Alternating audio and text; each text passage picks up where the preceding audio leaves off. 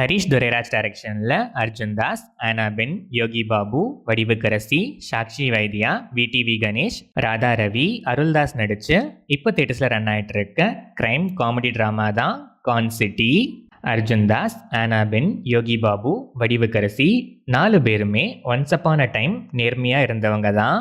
ஆனால் இவங்க லைஃப்பில் நடக்கிற சில இன்சிடென்ட்ஸ், சில சுச்சுவேஷன்ஸ், முக்கியமாக பண தேவை இவங்களையும் ஃபோர்ஜரி பண்ண வைக்குது. அதுலேயும் ஒரு நாள் மாட்டி அதுக்கப்புறம் ஒரு நாள் திருந்தி புதுசாக வாழ ஆரம்பித்தோம்.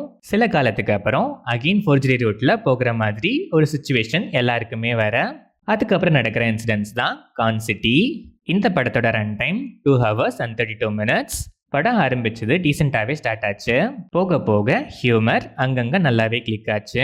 ரியலிஸ்டிக் ஸ்டோரி லைன், சில சீன்ஸுமே நம்ம டே டு டே லைஃப்பில் பார்க்குற இன்சிடென்ட்ஸ்லாம் ப்ளேஸ் பண்ணி ஸ்க்ரீன் பிளே நல்லா இன்ட்ரெஸ்டிங்காகவே இருந்துச்சு.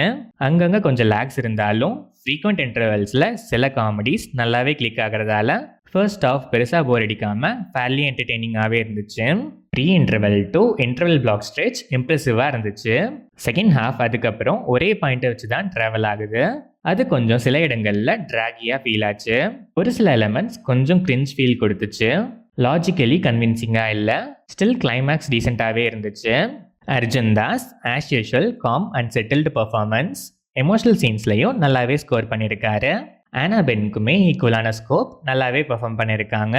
யோகி பாபு, வடிவுக்கரசி காம்போ பல இடங்களில் செம்மையாக என்டர்டெயின் பண்ணியிருக்காங்க. சாக்ஷி வைத்யா பெருசாக ஸ்கோப் இல்லைனாலும் neat performance. VTV Ganesh usual மாடுலேஷனில் அங்கங்கே நல்லாவே சிரிக்க வச்சிருக்காரு. Radha Ravi, Aruldas and other artist எல்லாருமே அவங்கவங்க வேலையை கரெக்டாகவே பண்ணியிருக்காங்க.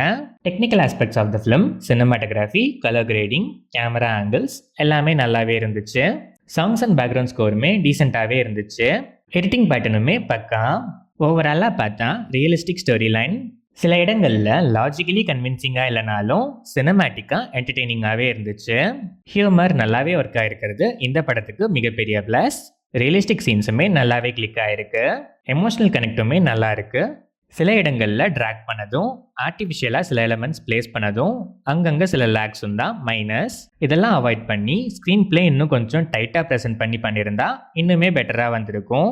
ஸ்டில் ஒன் டைம் வாட்ச்க்கு டீசெண்டான ஒரு ஸ்கேம் காமெடி கிரைம் ட்ராமா தான் இந்த con city. Scam comedy genre film lovers இந்த மாதிரி டிஃப்ரெண்ட் அண்ட் ரிலேட்டபிள் அட்டெம்ப்ட் பிடிக்கும்னா டெஃபினட்டாக ஒன்ஸ் ட்ரை பண்ணி பார்க்கலாம்.